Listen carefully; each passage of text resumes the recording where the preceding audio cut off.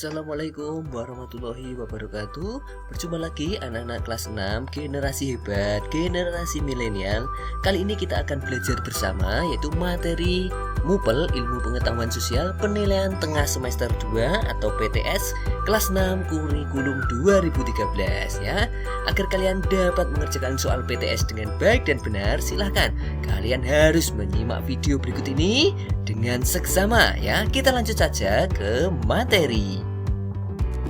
Proklamasi Kemerdekaan Indonesia. Perjuangan bangsa Indonesia terwujud setelah adanya Proklamasi Kemerdekaan Indonesia. Proklamasi merupakan bahasa yang diambil dari bahasa Yunani, yaitu proklamatio, yang memiliki arti pengumuman resmi kepada seluruh masyarakat. Proklamasi Kemerdekaan Indonesia dikumandangkan pada tanggal 17 Agustus 1945 oleh Soekarno-Hatta yang bertempat di Jalan Pegangsaan Timur nomor 56 Jakarta. Nah, negara yang pertama kali mengakui kemerdekaan Indonesia adalah Mesir. Nah, proklamasi tadi diadakan di Jalan Pegangsaan Timur nomor 56 Jakarta, yaitu tepatnya di kediaman Soekarno.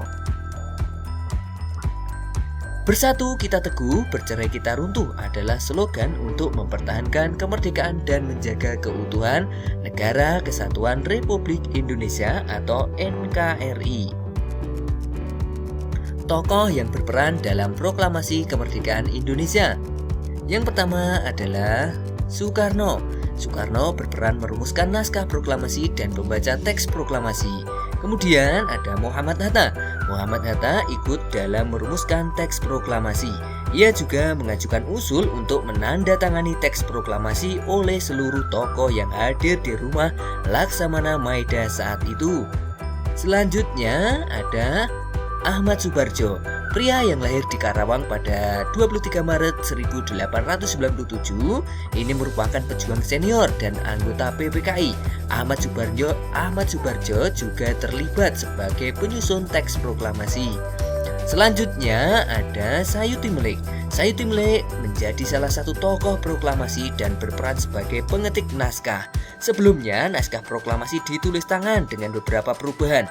Setelah disetujui diserahkan kepada Sayuti Melik untuk diketik. Nah, itulah tadi adalah beberapa tokoh yang terlibat dalam penyusunan naskah proklamasi kemerdekaan Indonesia. Kita lanjutkan.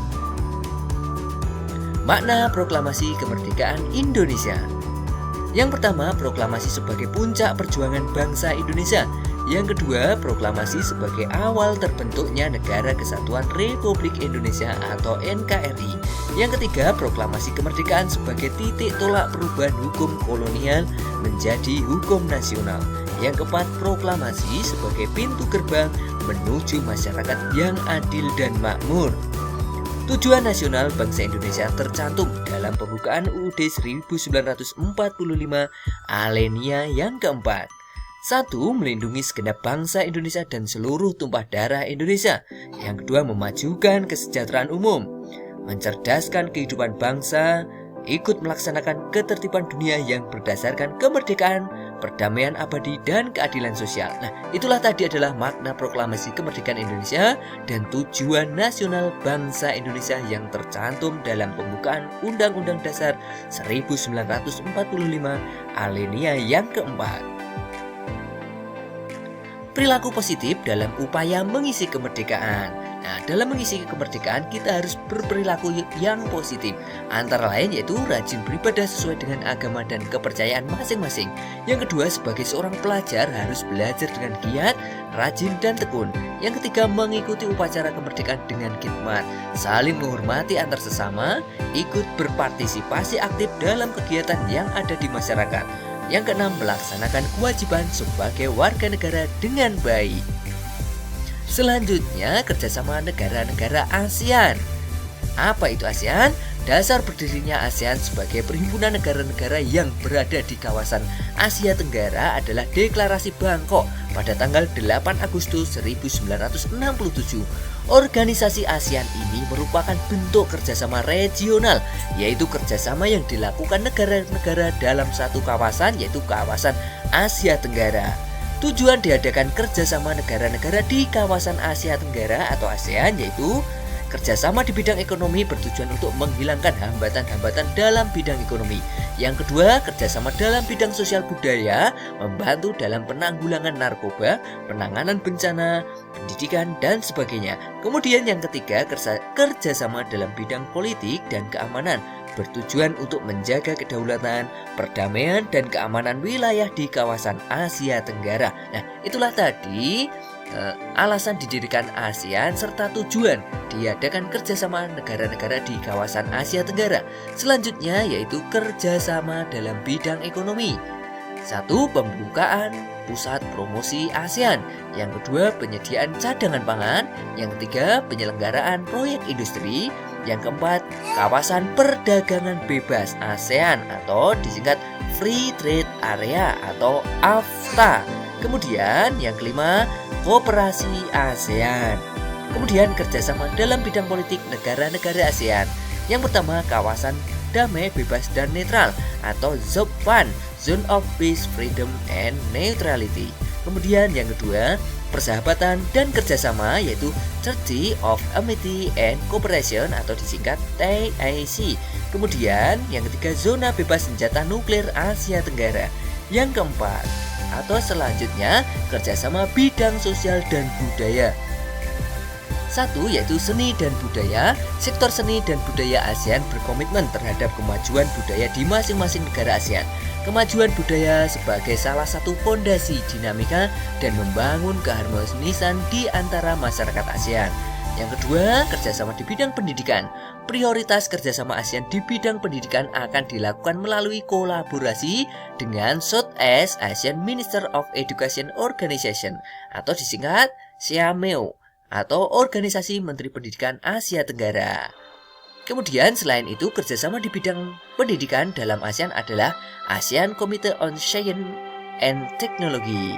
Ya, itu tadi adalah organisasi di bidang pendidikan dalam ASEAN. Kemudian kerjasama industri ASEAN. Yang pertama, industri pupuk urea berada di negara Indonesia dan Malaysia. Kemudian yang kedua, industri abu soda yang berada di negara Thailand. Yang ketiga, industri tembaga yang berada di negara Filipina. Yang keempat, industri vaksin di negara Singapura. Yang kelima, PT Paspuri di Palembang, Indonesia. Manfaat kerjasama dalam ASEAN yaitu yang pertama, memperbesar lapangan kerja. Yang kedua, mengoptimalkan pemanfaatan sumber daya alam. Yang ketiga, meningkatkan devisa negara. Selanjutnya, peran Indonesia dalam kerjasama politik ASEAN. Ya, yang pertama mengikuti ASEAN Defense Minister Meeting atau ADMM. Yang kedua, melakukan pengiriman duta dan konsul. Yang ketiga, menegakkan perjanjian ekstradisi di kawasan ASEAN, yaitu perjanjian antar negara anggota ASEAN yang memproses tersangka kejahatan untuk dikembalikan ke negara asalnya. Yang keempat, melaksanakan perjanjian kawasan bebas nuklir. Yang kelima, sebagai pendukung kesepakatan kawasan damai, bebas, dan netral atau ZOPAN. Yang keenam, ikut bekerja sama menanggulangi nafsa di Asia Tenggara. Yang ketujuh, ikut terlibat aktif dalam penyelesaian konflik di kawasan ASEAN. Selanjutnya, peran Indonesia dalam bidang ilmu pengetahuan dan teknologi. Yang pertama, memberikan kontribusi dalam mendukung kerjasama riset yang terjalin. Yang kedua, melakukan kerjasama penelitian di bidang ekologi untuk meneliti ekosistem hutan tropis di Indonesia. Yang ketiga, mengadakan pertukaran pelajar. Yang keempat, membangun mekanisme transfer teknologi. Yang kelima, memprakarsai dan mendorong mobilitas pakar dan peneliti. Nah, itulah tadi adalah materi yang akan keluar saat penilaian tengah semester. Ya, simaklah baik-baik materi ini agar kalian bisa mengerjakan soal dengan baik dan benar. Ya, terima kasih telah menyimak video ini dengan baik. Wassalamualaikum warahmatullahi wabarakatuh.